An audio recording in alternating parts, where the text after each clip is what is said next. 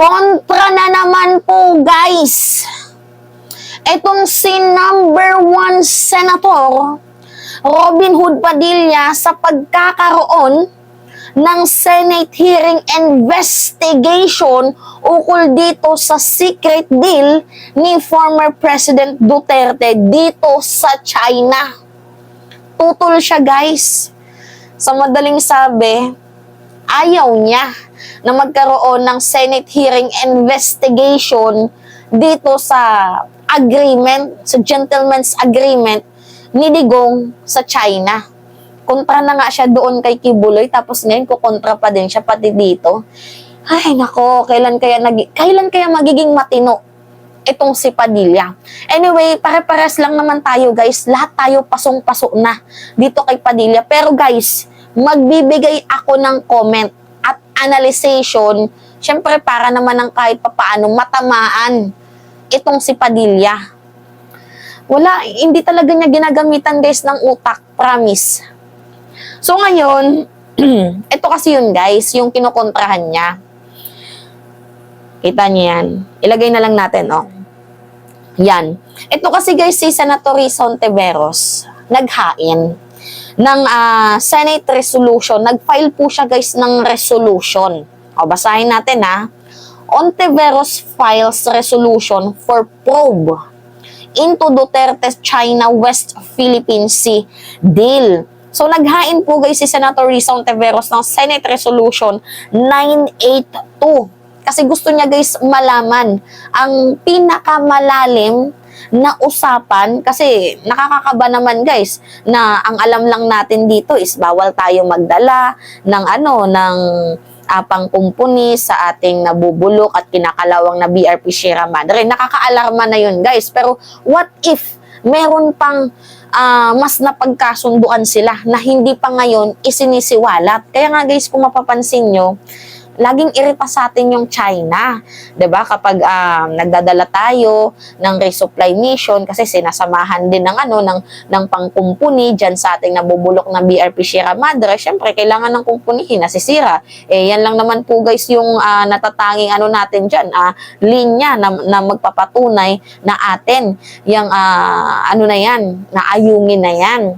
Ang problema kasi dito, guys, hinaharang tayo ng China. So, kaya pala tayo hinaharang dahil nga po, guys, sa secret deal ni former President Duterte. So, gustong malaman, guys, ni Senator Risa Hontiveros kung ano nga ba yung napapaloob sa agreement na yan. Diba? Yun po, guys, yung gustong malaman ni Senator Risa Hontiveros as well as ni President Marcos. Gusto nilang malaman kung ano nga ba yung pinag-agrihan nila at bakit ito ginawang secret. 'Di ba? So, lahat naman tayo, guys, gusto nating malaman 'yan. Syempre, wala nga tayong nakuhang matinong sagot ni Digong, 'di ba? Nung nangyari sa kanyang pa-press conference, ay puro siya pagdi-deny. Habang ang China naman, galit na galit kay Digong kasi bakit niya palaging dinideny, mayroon naman daw pong nangyaring agreement sa panahon nila. So, ngayon nga po, guys, itong si Padilla, nagsalita. Alam nyo, guys, masyado na talagang matabil ang bibig ni Padilla to the point na ang sarap ba pitikin. Oo, kailangan magkaroon ng dito ng Senate investigation kasi tayong mga mamamayang Pilipino ang inilagay ni Digong sa kapahamakan. So, kailangan natin talagang malaman ang totoong katotohanan. 'Di ba? Pansin nyo, bigla-bigla na lang tayong inaatake. 'Di ba? Nang hindi naman alam ni Pangulong PBBM ang dahilan. Yun pala, dahil nga meron ngang pinag-agrihan. 'Di ba? So, wala nga tayong nakuhang matinong sagot ni Duterte kasi nga, nung magpa-press con siya, puro pagdi-deny ang kanyang ginawa, walang agreement, walang gentleman's agreement, pero ang naalala niya lang daw ay merong status quo. Pero ang China, gigil na gigil kay Digong, na bakit ang sinungaling mo, meron tayong pinag-agrihan nung panahon ni Duterte. So, guys, malalim po talaga yung purpose ni Senator Risa Hontiveros kung bakit gusto niyang magkaroon ng Senate hearing, investigation. Malalim po, guys, ang dahilan. Ang problema nga lang dito, tukmol si Padilla, hindi niya naiintindihan. 'Di ba? Basta lang makapagsalita, may masabi lang, okay na yan. Now, ito yung kanyang video. Panoodin nyo guys ha, panoodin nyo. Masyado akong natatapangan sa presidente natin, sa mga desisyon niya. Pero syempre, desisyon niya yan eh. Siguro ako lang po, hindi lahat ng bagay naman kasi kailangan natin ipaalam pa sa taong bayan, lalo na itong national security, na to. Ang linaw po na nung panahon ni Pangulong Rodrigo Roa Duterte, hindi naman tayo nagkaroon ng ganitong klaseng escalation. Ngayon lang kasi ito medyo lumaki na lumaki. Kaya sana kung mag-uusap si Presidente Bongbong Marcos at si Presidente Duterte, mag-usap na lang sila ng private. Hindi na kailangan idaan sa hearing at malaman pa ng China kung ano yung pinag-uusapan natin. Inihimok ngayon ng senador ang Pangulo na ipaliwanag sa publiko ang ginagawa nitong hakbang kaugnay ng West Philippine Sea at posibleng epekto nito sa bansa. Yan. Narinig nyo? So, sinasabi niya, mantakin nyo, napakabobo talaga ni Padilla. Sinasabi niya na na gusto niyang magpaliwanag itong si President Marcos sa kanyang kinikilo sa West Philippine Sea. Pero ayaw niyang magkaroon ng Senate investigation sa ginawang kilos ni Digong sa usaping West Philippine Sea. Utak niya talaga may ubo. Anyway, isa-isahin natin. Ano yung sabi ni ni Padilla sa kanyang unang speech na masyado daw pong matapang si President Marcos. Masyado daw napakatapang ng ating Pangulo na parang kumbaga walang kinakatakutan. Yes! Totoo! Totoo yun guys. Matapang po ang ating Pangulo pag seryoso po ang pinag-uusapan. Wala po talagang inuurungan ng ating Presidente basta para sa bayan. Pero yung ginagawa niyong pang-insulto, ginagawa niyong pambubuli sa ating Pangulo, 'di ba? Pansin niyo guys, yung ginagawa nilang panlalait, mga paninira, never po yan guys pinatulan ni President Marcos kasi nonsense. Ba't niya papapatulan yan? Ito yung malaking problema eh. Madami tayong malalaking problema na mas dapat kailangan pagtuunan ng pansin. Kaya nga guys, kung mapapansin nyo, hindi niya yan pinapatulan yung mga insulto sa kanya. Pero pansin nyo, yung kanyang mga kilos sa usaping sovereign rights natin, tingnan nyo ha, pansin nyo. 'Di ba? Na napakatapang po ng desisyon ni President Marcos. 'Di ba? Nakikita nyo yan guys. Yes, tahimik siya sa mga ginagawang pambubuli, pang-iinsulto sa kanya, yung mga unwelcoming words sa kanya. Tahimik siya dyan, guys. Hindi niya pinapatulan. Totoo po yun. Pero, totoong matapang po ang ating presidente kapag seryoso na po at bayan na po natin ang involved sa usapan. Hindi katulad ni Digong. 'Di ba? Matapang lang sa kapwa niya mamamayang Pilipino. Pero pag abot dito sa China, nagiging tuta. Himod-puwet, 'di ba? Tagadila ng tsinelas. Malayo si PBBM dito kay former President Rodrigo Roa Duterte. Anyway, guys, eto na. Ano yung sabi ni Padilla? Na ayaw niya daw, guys, na magkaroon ng hearing. Tutol siya. Kung pwede naman daw po guys pag-usapan nito, maisettle dito sa sa private. Paano masisettle? Gusto ngang makipag-usap ni Pangulong PBBM, itong si Digong minumura siya. 'Di ba? Tapos wala naman matinong nakukuhang mensahe sa kampo ni Digong kasi yung kanyang mga alipores nag-aaway. At isa pa guys, itong investigation na to, hindi lang naman to bara-bara. Hindi lang naman to muro-muro. Mahalaga po to guys kasi involved po ang ating sovereign rights dito. Involved din po tayong mga mamamayang Pilipino. Inilagay po tayo sa alanganin. So, kailangan nating makialam at malaman ang bagay-bagay. Malaman ang bawat issue. 'Di ba? Hindi pwedeng mag-usap lang sila privately, tapos hindi natin alam kung ano na yung nangyayari. Kasi, you know what guys, we are Filipino.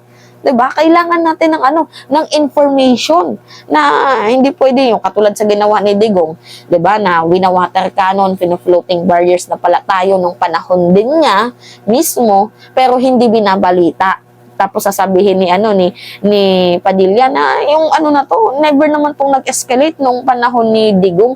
Never nag-escalate kasi nga walang balita, meron pong pambablock sa mainstream media na ibalita itong mga ginagawang harassment ng China. Ngayon kasi guys, yung presidente natin, open po siya. Open po siya sa mamamayang Pilipino na dapat alam to ng bayan, hindi dapat nakakaligtaan itong issue na to, dapat well-informed itong ating mga mamamayang Pilipino. Ang ginawa kasi guys ni Digong, tinatago niya ang balita.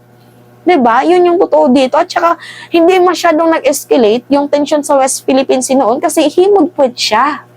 Pansin nyo guys, kumakampi siya sa China. Kahit nga floating barriers na tayo dito or water cannon tayo, hindi binabalita, parang okay lang sa kanya. Kasi nga, masyado siyang tuta at nagpapaalipin dito sa China. At itinatanim niya sa utak ng mamamayang Pilipino na sige, kapag pumatol ka dyan, kapag pumalag ka dyan, gegerahin tayo. Yan guys, yung gusto nilang itatak sa ating kokote. Recently, yan din yung sinabi ni Digong, na isang mali mo lang Marcos, magkakaputukan dyan. 'Di ba? Kaya kailangan natin guys, suportahan itong Senate resolution ni Senator Risa Hontiveros. Ang problema nga lang dito guys, wala, bobo si Robin wala tayong magagawa dyan. Itong si Amy Marcos, wala naman siyang magagawa kahit siya yung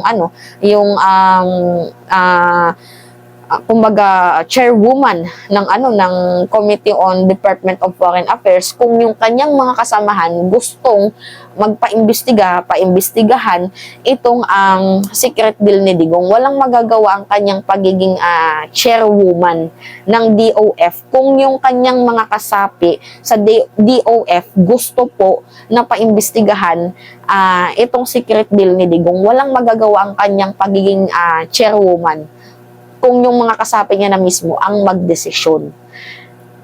So ngayon guys, itong si Robin, hindi ko alam ba't naman to nagsalita. Nagkakalat guys. Ewan ko dito. Siguro forever tukmul to. Forever bobo. Hindi nag-iisip. 'Di ba? Hindi niya ata alam guys, yung ibig sabihin ng yung Senate probe. Or hindi niya man lang tinatatak sa kukutin niya na bakit nga ba kailangan ng Senate probe? Bakit nga ba to kailangan gawin? Wala. Parehas lang din kay Kibuloy kasi kaibigan niya, ganyan-ganyan. Tama ba yun? Diba? If you are a public servant, you are meant to serve the public. Hindi yung pagsisilbihan mo lang yung mga kaibigan mo, kakilala mo. Hindi naman po ata tama yun, Senator Padilla. Alam nyo, less talk, less mistake, sa totoo lang. Ang problema kay Padilla, mahina na nga yung kukuti, ang dami pang sinasabi. Kaya nga, wala na akong believe dyan kay Padilla, wala na akong believe dyan. Diba? Nakakalungkot lang isipin na ng partida, number 1 senator yan, pero walang utak, lalo na sa point na sinabi niya na kailangan daw magpaliwanag ni President Marcos sa kanyang kinikilos dito sa West Philippine Sea. Hinihingi niya guys yung paliwanag ni PBBM kung ano yung mga kilos niya. Pero ayaw niya, nahingiin din natin ang paliwanag ni Digong ukol dito sa ginawa niyang secret deal. Tingnan nyo guys, napaka-double standard talaga ni Padilla. Ang sarap niyang kaltukan. Promise. Kabugok ba? Hindi talaga siya guys nag-iisip.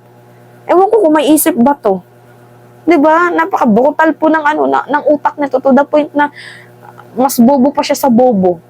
Siya lang talaga yung katangi-tanging senador na naku, ayoko na lang mag-sound pero walang utak.